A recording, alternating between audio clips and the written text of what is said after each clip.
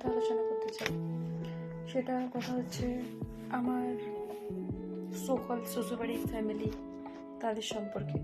ঠিক আছে, খুব নামি দামি, আমি কয়েকটা নাম বলি। প্যাটলা অঞ্চলের মধ্যে খুব নামি দামি, খুব নাম নিয়ে ঘুরে আমার মহাশয় শ্বশুরমশাই, তেনার নাম হচ্ছে বশিরউদ্দিন মিয়া। আর আমার মহাশয় ভাসুর মশাই, তিনারও খুব নাম, বর্তমানে ডাক নামে মোহরি নামে পরিচিত। তিনিও খুব মানে সোকল পরিচিত। ঠিক আছে, যাই হোক, তারা হচ্ছে খুব নামি দামি, সমাজে নাম করলো, নাম নিয়ে চলে, খুব ভালো নামে মানুষে পরিচিত, মানে পরিচিত পায়। শামসুল হক মিয়া, তার এত ভদ্র ছেলে, এত ভালো ছেলে, এত মানুষের এত বিচার করে ঘুরে, বাগারা বাগারা। যাই হোক, তো প্লিজ কেউ আছো তোমরা যদি কেউ থেকে থাকো, প্লিজ কেউ তাকে জিজ্ঞেস করতে পারবে যে তার বাড়িতে কি কি হয়, তার বাড়িতে মানে তার বাড়ির ফ্যামিলির সঙ্গে কোন কোন মেম্বারের সঙ্গে আর কে কে কীরকম ব্যবহার করে, তার বোনরা আমার সঙ্গে কীরকম ব্যবহার করে, তারা আমার সঙ্গে কীরকম ব্যবহার করে, তার পুরো টোটাল ফ্যামিলি আমার সঙ্গে কীরকম ব্যবহার করে। তারা আমার সঙ্গে এত সুন্দর ব্যবহার করে যে আমি আজকে 33 বছর বয়সে 33 বছর বয়সে আমি আজকের 2 বার স্ট্রোকের পেশেন্ট। ঠিক আছে, ব্রেনের মধ্যে রক্ত জমা, বাগারা বাগারা অনেক কিছু। ঠিক আছে, তারা এত ভালো ফ্যামিলি, এত শিক্ষিত ফ্যামিলি, উচ্চশিক্ষায় শিক্ষিত। প্লিজ তাদেরকে কেউ জিজ্ঞেস করবে?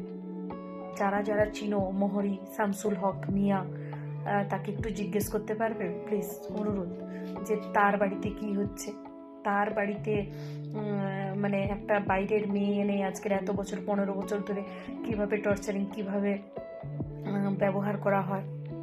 প্লিজ একবার জিজ্ঞেস করবে।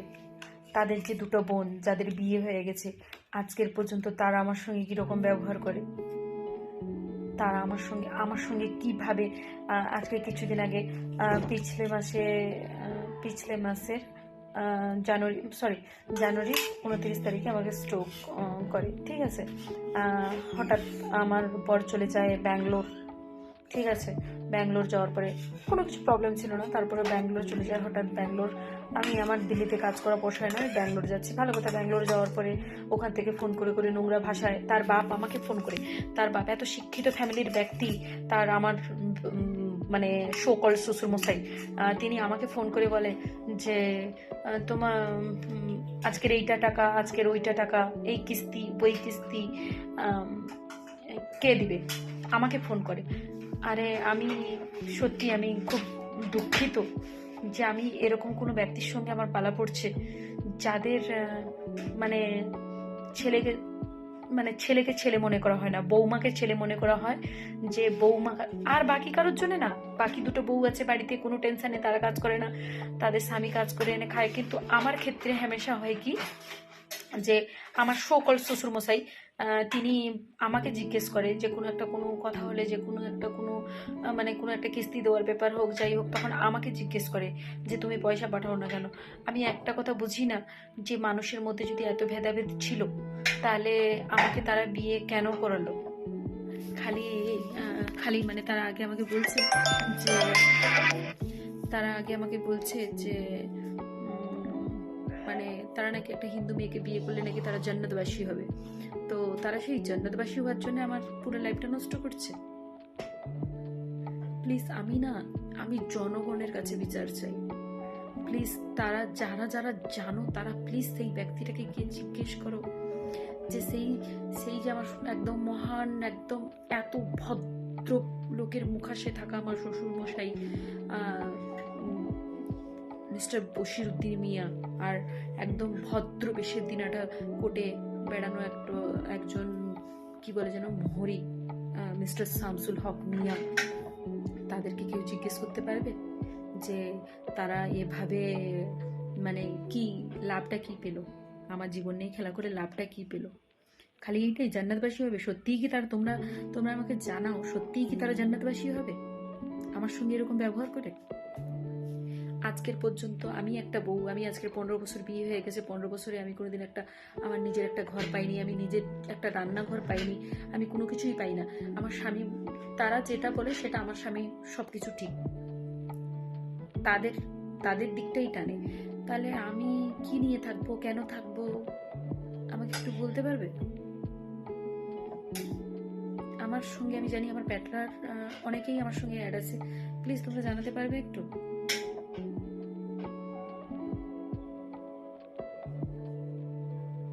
আরো অনেক কথা আছে তোমাদেরকে বলার, অনেক কথাই বলবো। যখন হয়েছে, অবশ্যই আমি বাঁচবো কি বাঁচবো না আমি জানি না, মানুষের জানা উচিত।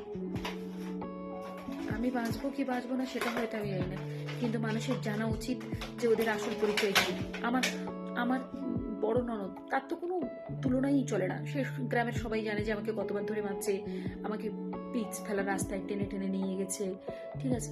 এখন বর্তমানে আমার স্ট্রোক হওয়ার পরেও আমার ছোট ননদ, যে কিনা নিজে চুরি করে বাড়িতে বলছিল যে আমার নাম দিছিল, যে আমি নাকি চুরিটা করছি, পরে ধরা পড়লো কি নিজে চুরি করছে, ঠিক আছে। এত কিছু করার পরে তবু আমি একদিনও বলিনি যে তুই এত বড় কাজটা কেন করলি, আমার নাম কেন দিলি, পরে তো ধরাই পড়লি যে নিজে চুরি করছিস। সেই ব্যক্তিটা আজকের ফোন করে তার বাড়ির লোককে মিথ্যা কথা বলে এখান থেকে। তাদের কি এতটুকু লজ্জা হয় না? ওদেরকে ভগবান আল্লাহ বলে কোনো জিনিস নেই, ওদেরকে দেখবে না একবারও?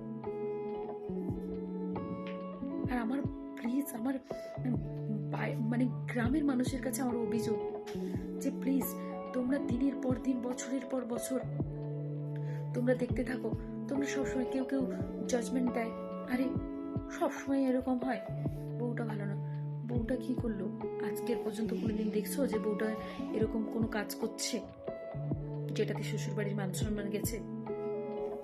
করেনি। কিন্তু তোমরা কি ভিতরে ঢুকে কখনো দেখছো যে বউটার সঙ্গে কি ব্যবহার হয়? বউটা দিল্লিতে থাকে, তারপরেও বউটার শ্বশুর ভাসুর আর বাড়ির লোক হচ্ছে তার বরকে চালায়। তাহলে সে কিভাবে বাঁচবে? সে কি করে বাঁচবে?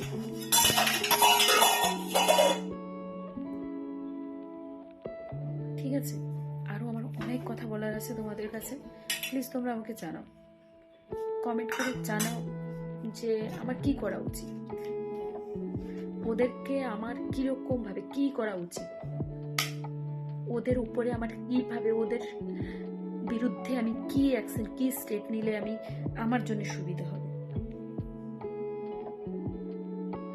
Please request.